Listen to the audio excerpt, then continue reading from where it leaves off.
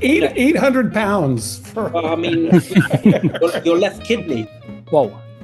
There's like an old nutty, I'm getting now kind of that sort of yeasty, like an old Amontillado sherry in there. That's very nice. I wasn't expecting how... He's done with us. Worst tasting crew ever. Yeah. And cheers again. Cheers. Cheers. Hello, everyone. Nice to meet you. And thank you for being here for the 7th edition of Amateur Spirit. Today, we are going to taste an Armagnac, a Ténarèse Armagnac. It is first for Amateur Spirits. We selected 2 Baz Armagnac, and so it is a first. As you know, the concept of Amateur Spirits is that amateurs, you guys, are going to select between 3 samples, the one which will be bottled. So you are going to reach an agreement tonight, and in maybe 1 hour, we are going to have a winner. First, you can maybe just introduce yourself, guys, and we can begin by Steve. Sure. Hi, I'm Steve Ury. It's great to be here. I am located near Washington, D.C. in the United States, and I am the founder of the Serious Brandy Facebook group. Hi, I'm Valentin Audurier. I'm a wine and spirits journalist located in Paris. 5 years ago, I created a cognac blog named Ordage, and so I'm a huge cognac lover for something like 7-8 years. Okay, so your cognac is your favorite spirit? Yeah, by far. By far, okay. Steve, you're a specialist of Armagnac, cognac, both? All of it. I probably drink more Armagnac than cognac or Calvados, but I'm a fan of all of it, as well as whiskey and rum. Whiskey too, yes. Okay, and rum. Okay, thanks. Sebastian. My name's Sebastian Nadal. I'm a true hobbyist from London. I have neither a blog nor a Facebook page. During COVID, I did dabble a little bit, write some articles for Malt Review before that closed down. I'm primarily from a whiskey background, and I used to write reviews on Instagram and things before I left that. But then I started to get more into other spirits, so rum, cognac, Armagnac, sherry, port. So I'd class myself as a flavor hunter, basically. I don't care where it comes from. I'm interested in trying new things, being curious and interested in everything.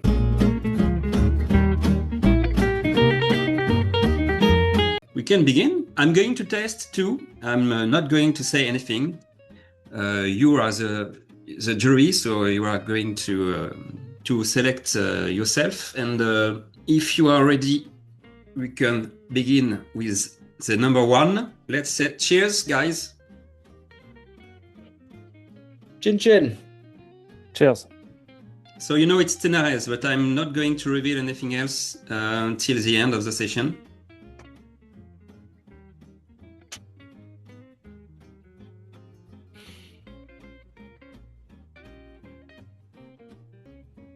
So what about this nose? It's a very nice nose, I think. I get straight away very perfumey sable grapes, which I get a lot in Armagnac. I find often Armagnac much more grapey in a way than cognac. And it's straight away the sort of very perfumey black sable grapes. And then I'm also getting some waxed old furniture, sort of citrus furniture polishy waxes, and quite nutty in places, sort of old and dignified with that sort of perfumey fruit. It's a very sort of quintessential Armagnac-y nose for me. I agree with that. It's got a lot of oak on the nose for me. Get that citrus. It's a pretty straightforward Armagnac nose is what how I'd characterize it. Yes, quite perfumy. I agree with Sebastian. You have something quite on the floral side, a bit of violet perfume, something a bit bourbon-like, which I identify as Ténarèse side. You can find this quite violet perfume. So yeah, very interesting. The alcohol is a bit too high for the moment, but maybe it it's gasping for air a bit. Something probably above 50, I would say, something 54 or something like that. So about the mouse.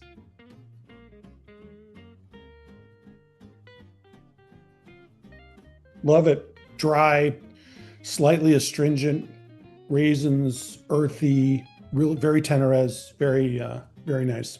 Yeah, agree. Quite rustic, and you've got a nice balance between acidity and this very intense resins notes. Very fruity, but more on the dark fruity notes, and well balanced with a nice kind of acidity in the second time. I get a lot of overstewed second flush Darjeeling tea, that kind of like muscatel, that kind of tannic, which goes with that sort of tannic astringency. It doesn't turn bitter though, which is nice. I find sometimes when you get this, it can turn into that like walnut liquor, herbal kind of side, which I don't like as much, but it's definitely got that oak leaning into that kind of tannic astringency, but it's balanced, but it toes the line with the fruit and the acidity. I agree. It's maybe slightly more tannic and oaky and astringent that I would normally go for, but it just doesn't quite tip over the edge completely, if that makes sense. Yeah, it's very tenorez. I wanted to have a very tenorez profile, because you can find some Armagnac from Tenorez which were very similar to Baz Armagnac. So the idea was to be very different from Baz Armagnac. So it's a good start for you. Yeah, absolutely. It's got that sort of earthiness on the finish too that just stays with me. That's very nice. Sometimes the sample number one wins, but we have other ones, and if you are ready, we can start by the number two. Sure. No, and cheers again.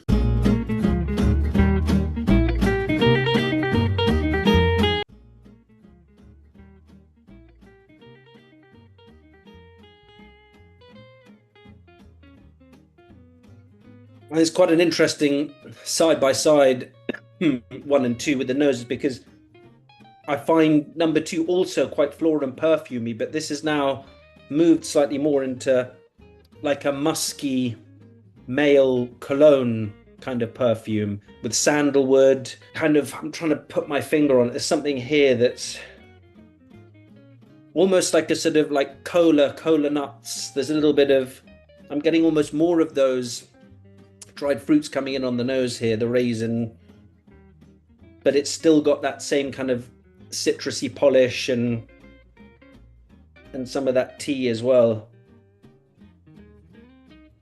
I think my instinct tells me just head to head 1 and 2. This one feels a little bit more rounded and complex, with the notes kind of swirling in and out. To me, this one has a malty quality on the nose, almost whiskey-like. That's a nice one too, but I found it a bit less readable than the number one. Number one is Tenorez, 100% sure, but that one you've got, yes, it's more complex, but it's less defined as a Tenorez. This almost has some, you mentioned the whiskey, but almost some of those kind of like old aged balsamic sherry type saline notes in there in the background, which I do think goes quite nicely with it. There's like an old nutty, I'm getting now kind of that sort of yeasty, like an old Amontillado sherry in there. That's very nice. I wasn't expecting how bright and zingy, and it's got a lot of citrus, but lovely, lots of lemon and orange and blood orange and grapefruit, pink grapefruit, really zesty. Yeah. Very fruity, very nice. Yeah. If I didn't know this was Tenorez tasting blind, I would have said Petit Champagne. Exactly. Yeah, for sure. Yeah, That's what I would have said. Yeah. Yeah, totally agree. You have this very high level of acidity and this zesty citrus side, as you said, Sebastian. And yeah, way more convinced by the palate than the nose. Yeah, I agree. But yeah, stunning palate for sure. You have something with a very good mouthfeel. Due to this high level of acidity, and very nice one. Yeah, Valentin, I think that's the nose palette is a real contrast on this one. Yeah.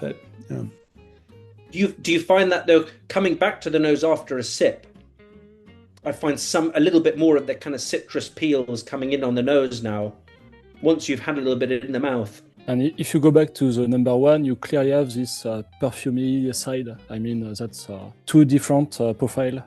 It's quite evident now. And I actually get on number two on the palate, Sebastian, I get some of the things you felt on the nose that I didn't really get the sherry and some of those notes a little more. For sure, there is amongst that the acidity. There is that saline yeasty. There is still that aged Amontillado, definitely there. Yeah, nice. Very nice. It's quite a different. I mean, I haven't had nearly as many Armagnacs and cognacs, I'm sure, as you guys, but that's the palate for me on this is quite different to anything else I've tried before. I think it doesn't fit any of the buckets that I've had. They're so different. I think I have to taste one and taste two again. So maybe yes, I understand. Maybe we have to wait. Yes. And to taste the third one, and after we can go back to the. Definitely. I think that could be interesting. Yeah. I think somebody mentioned, I can't remember which of you, I'm sorry, the earthy rusticity of one, and I get that a lot more now in contrast to number two. When I go back and nose number one, I get much more of that, the earth and the soil and rustic edge to it. Interesting. I mean, I would say so far, I think they're both excellent. I would be happy with both. I think one is more typical of Tenerez, at least in my experience, than two, but I think they're both excellent so far. Maybe in number two, the alcohol wasn't that much well integrated compared to the number one. That's just a little thing, splitting hairs here, but both are nice. I mean, maybe I would go with the first one for the moment because it's more Tenerez driven, and we've got to wait, and maybe with the third one it could be another choice. So we can go with the third one if you want. And cheers again. Cheers. Cheers. Cheers.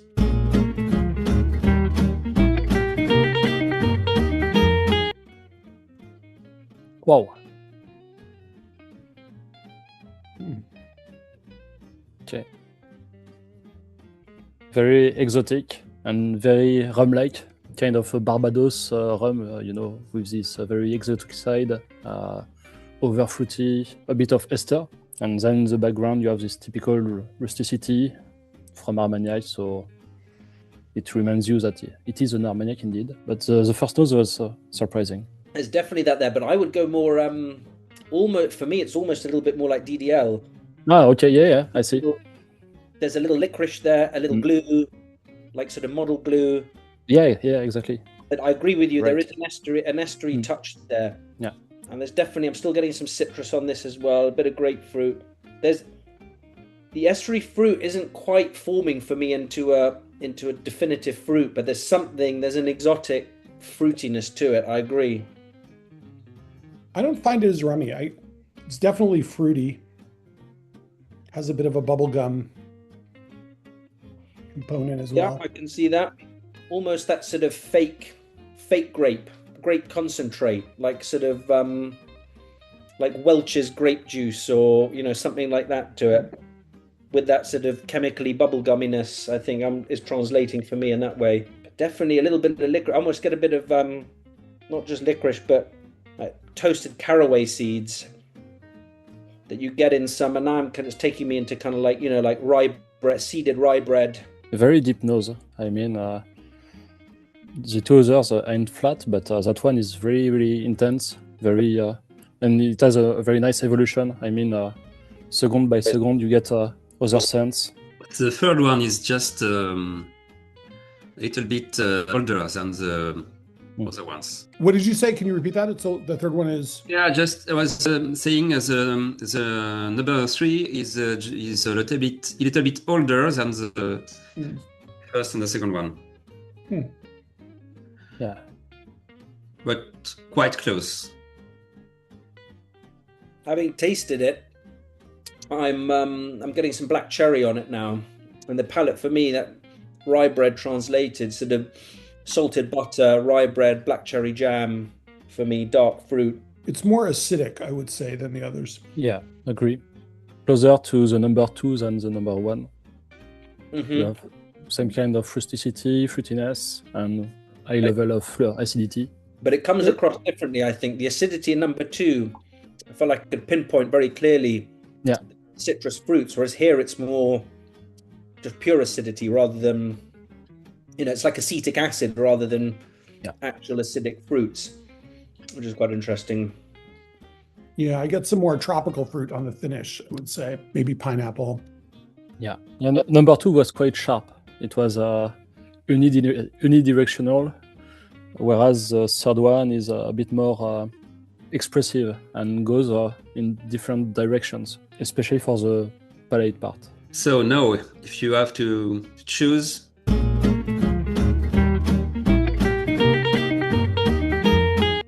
only 2. You have the first choice to make now. The first choice being which to cut, I think. To eliminate one. So we have to cut one. I would eliminate. I'm tasting them all again quickly. Yeah, I would eliminate 3. Of course, you can taste again. Number 1, number 2. Take your time. Number 2, those citrus fruits speak to me. They last such a lovely mouthfeel and finish of the different citrus fruit. Number 1 in comparison to 2, and I'm going to taste 3 again. But number 1 is feeling a little bit simple compared to the other 2. Yeah, I totally agree. I think that the deepest is number 3, and the more balanced, I would say, is number 2. Number 1 is cool, but compared to the other. Oh, see, I like 1. I like the dry earthiness of it. I think it's I love that. I like 2 also. I think 2 is very in some ways easier to drink. I'm less enthused about 3. As I said, 3 is the one I probably cut. I just think it's less balanced. And I get the rum notes more on the palate that you were talking about, I think, Valentin. The rumminess is blowing off for me, and comparing them side by side, 3 is starting to veer. The acidity isn't speaking to me like the citrus of 2, and it's starting to veer into that overly astringent, turning bitter wood on the finish. Yeah, that's not that easy because yes, you have a high level of astringents, so the very end of the palate is not very pleasant for the number 3. But you also have a very nice funky side. So depending on what you prefer with Armagnac. Of course. So when we're done with this, are you going to tell us where these are from, Aurélien? Do we get a reveal? Yeah, not for now. Not till it's bottled? Yeah, at the end. So which one do you want to exclude? I guess it is between number 1 and number 2. No, I would keep number 2. 2 is my front runner currently. Yeah, I would exclude 3. Yeah, I think I would cut 3. Okay. Valentin? I would have kept 2 or 3. So yeah, but I understand your analysis, both guys. So yeah, I think that we have to cut number 3. From a very technical aspect, number 3 is not as well done as the 2 others. So bye number 3. No regret? I think Valentin has some regrets, so I think we should let him. Yes. We should give him some mourning period. I will keep the sample for sure. I think for 3, for me, the nose is really interesting, and I love the rumminess and the funk, and I am getting a bit of almost farmyard funk coming through from it, and rusticity and kind of the glue, and now I'm getting a bit of coffee. The nose, I think, is really interesting, but the palate on 3, it doesn't mirror it. Yeah, you're right. It lets the nose down a bit, I think. Yeah. But the nose on 3, I think, is really cool. All right, I'm going to put that one down.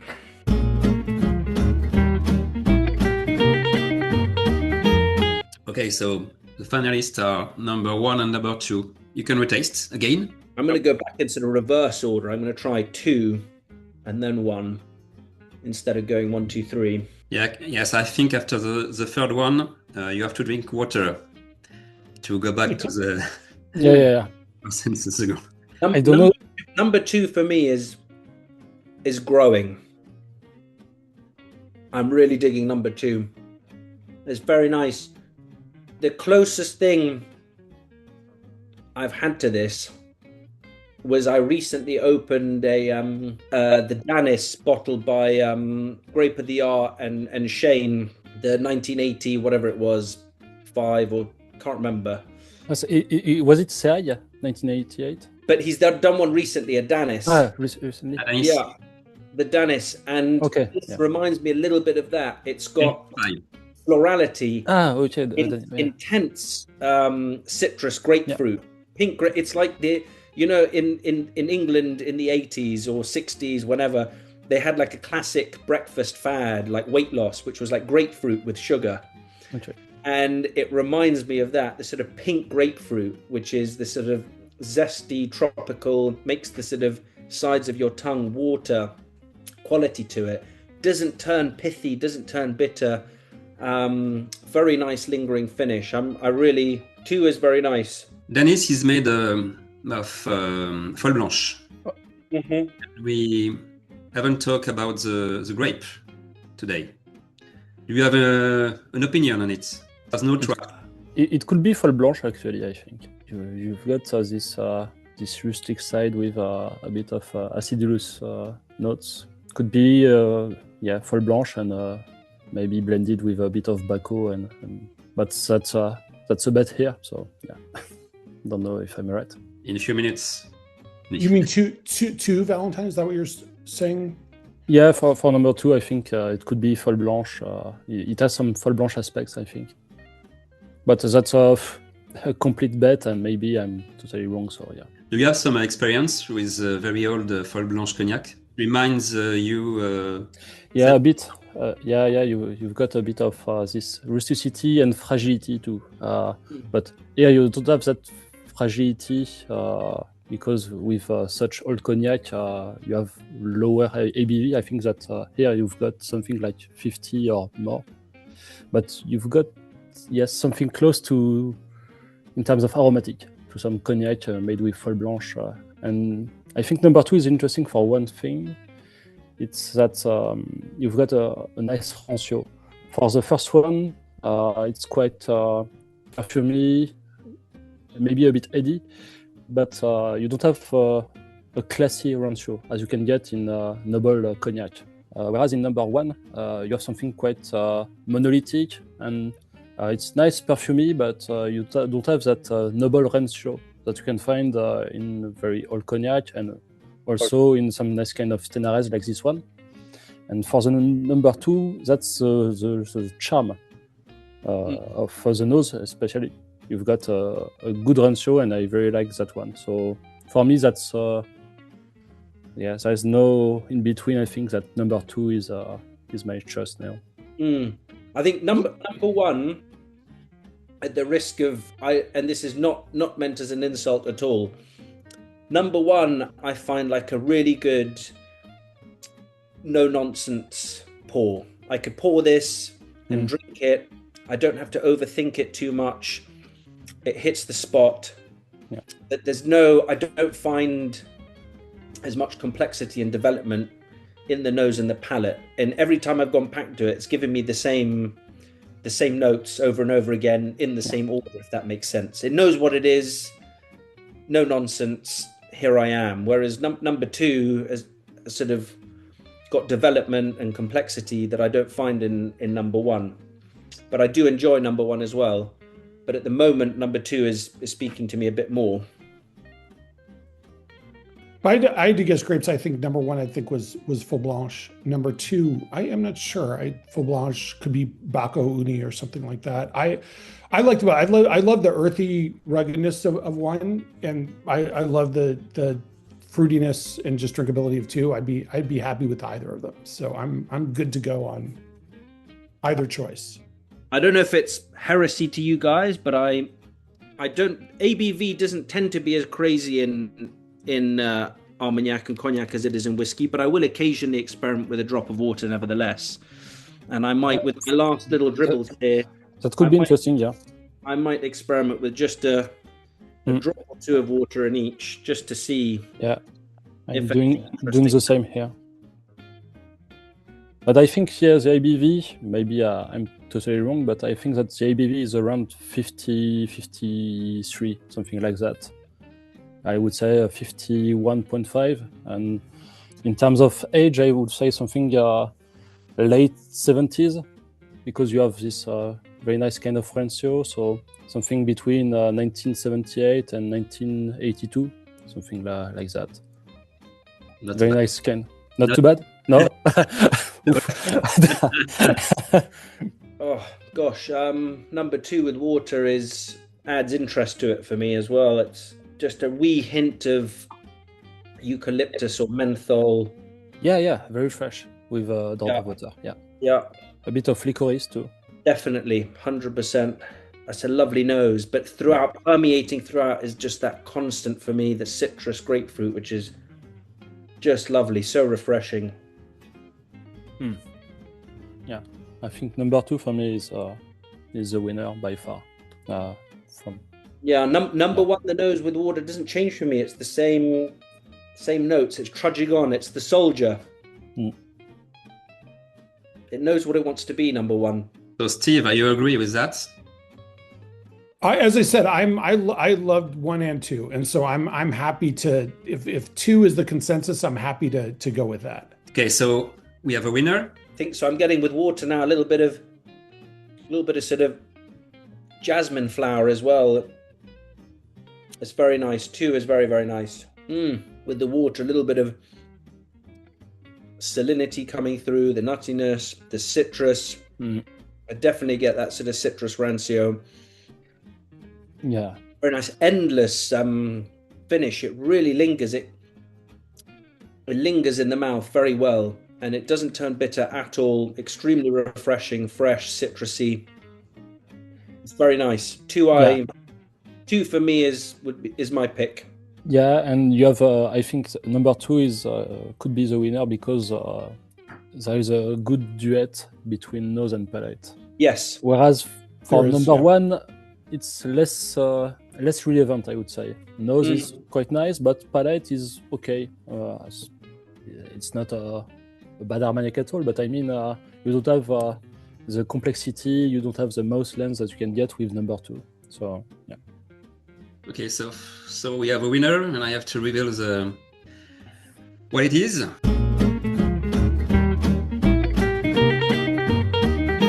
First, the grape. You said it could be Folle Blanche or a blend of Folle Blanche with some other grape. Yeah. Well, it is Niblan. It is unique. Okay. But I admit it's very difficult to find. And so we are in Tenerife. So this Armagnac was grown on a clay limestone soils, of course, in the middle of Tenerife, just very close to Condon. And it is an Armagnac from Maison Bourdillet. For now, it's bigger because it's a very old domain. And at the beginning, it was quite small. Now it has grown a little bit, but it was the first name of the domain was Louis Marcelin. Okay. So the grandson Silas Marcelin have took over the domain now since 2011. The domain is 1962. 2011, Silas took this family business and is working now in 3 fields. So making wine, making Armagnac, and he also makes Pruneau. Okay. Pruneau Agen, if you know. What did you have in the glass? It's 79, 49.5 degrees. So you were right, Valentin. Quite close. Yeah. Very close, very close. And so it was distilled by traveling distiller. Okay. Interesting. at that time. Now Silas has his own colon still. It's Barbet colon, the same colon as for the Romericol makers, the same brand. Well, if you have a question about this domain or this Armagnac. So in terms of hectares, do you know approximately how many hectares? No, 46. 46? Oh yeah, so that's quite huge. In fact. Yes, quite huge. But at that time, in 79, it was less than 10. Okay. Oh yeah. Okay. So with Silas, it expanded a lot. Yes, to make more wine. Côte de Gascogne. Yeah, Côte de Gascogne. Vin de France. Also Floc de Gascogne. And so the plums too. And is he producing only Uni Blanc or he has some other grapes? No, only Uni Blanc. Okay. For Floc and Armagnac. Okay. And Aurélien, I'm assuming you would have tried a few things while in his warehouse cellar.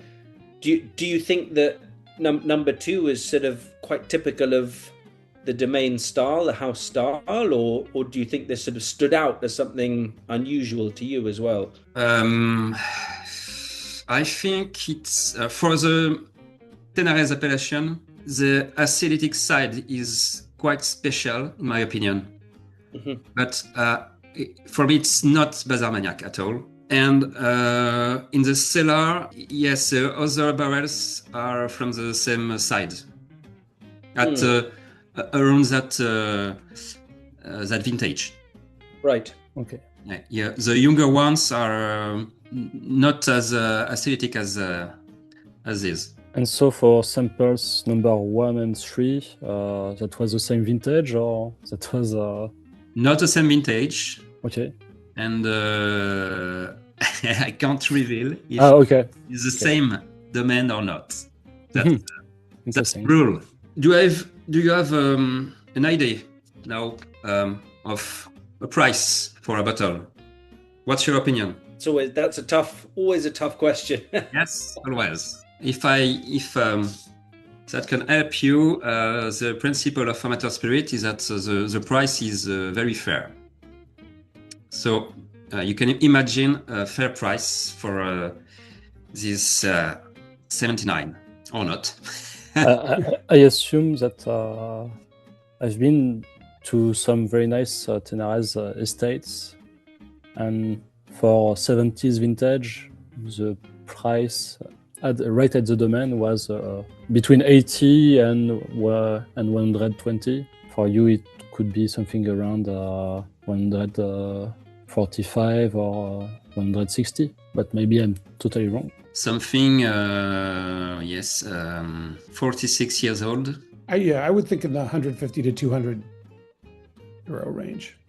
Yeah, I mean, again, I think you guys are going to have a lot more experience of this. And my view is always biased coming from whiskey, where to drink anything with it, 800 pounds for. Well, I mean, your left kidney. Hey. Right. So to drink these things is a real privilege, and there's such variation I find as well in cognac and Armagnac. It's not as consistent as something like the whiskey world and now the rum world to some extent. I find a lot more variation in Armagnac and cognac in terms of pricing. But yeah, I mean, for something like this, I think I'd agree with Steve. It could be anywhere between 150 and 200 would be a fair price for a really interesting, a very unique, I'd say, single cask Armagnac that's been hand selected from a cellar, from a domain that I've never heard of. I think lots of people won't have heard of, won't have encountered, from a 1979 vintage with some serious age on it and real interest. So yeah, it's really difficult to put a number on it, but I think anywhere between 150 and 200 is going to be definitely fair for this. Okay. About the prices, more and more the price are very close to the cognac prices. That wasn't the case 2 or 3 years ago. But now it's going to be very balanced with cognac, and the producers know that. So then you're talking 300, 350 neighborhood, probably. And I think that's part of the story and part of the fun for those who get to taste it and then those who buy a bottle. So I think it's a really super concept, I have to say, Aurélien, what you do with this. Thank you for inviting me. Thank you. You're welcome. Yeah. I must admit, this time to find this Tenares was very long because there are less domains as in Armagnacs, and the quality is very variable. I wanted, like always, to have a very nice Armagnac, and I think it is. Number 2, this 79 was my favorite too, so I'm happy with that. Nice. That's not always the case, but this time it is. Thank you very much, guys. Thank you, Aurélien. Thank you. It was a lot of fun. It was a nice session. Thanks. Yeah, very nice. For those who are watching this video, you can reserve your bottles on amateurspirit.com. I don't know the price yet, but it will be very fair. Don't worry. It will be available in 2 days on the eShop, and for a pre-sale of around 3 weeks. So a little bit longer than as usual. US shipping is still okay. You can also sign up for the newsletter. And thank you again, guys, to be in this 7th jury of Amateur Spirit. I forgot to say to you that all bottles will carry your name, if you are okay with that. Yep. Totally okay. Sure. And you could see the labels in 2 days. Nice. I don't know the color yet, but I have an idea for the label. Each time I choose something special from the domain, maybe a detail or an object or anything else. This time it is quite difficult, but I saw this. I don't know the name of this stuff in English. It's like a wind vane. Weather vane, yeah. Weather vane, yeah. Okay, and so it's a pigeon on it because the domain have a huge pigeon house. I don't know the name, so it could be an idea for the label. Definitely, I like it. Looks great. Yeah, it could be fun. Yeah. And what colors haven't you done yet? I definitely remember there was a green, wasn't Du Lost? Yes, blue with the acorn. You've had a blue, orange too, dark gray. You've had like a burgundy, browny. Yeah. Yes, the first one. Have you had anything like lavendery, purpley yet? I keep that color for a Bordeaux. Bordeaux cognac, of course. Yeah, of course. Yes, it has to be. Okay. So if you have an idea, you can text me. A deep blue, maybe something. Yeah. Like, I mean, with the pigeon, I'm just thinking of colors on a pigeon. You get the kind of, in their feathers, you can get the sort of obviously the greys, blues, purpley, lavendery, greeny, that kind of like turquoise. The first cognac edition was blue turquoise, like that. Yeah. So maybe a dark blue. Yeah, marine blue, deep blue could be nice. Deep blue. The dark blue then, yeah, with the bird. I think that might fit. Deep blue, it's okay for me. Okay, so thank you guys, and thank you for watching us. We hope you like it, and you can tell us in comments what did you think about this 7th edition. Thank you, Guy. And thanks, Aurélien. Thanks a lot. Thank you. Bye. Thank you all. Lovely to meet you all as well. Yeah. Likewise.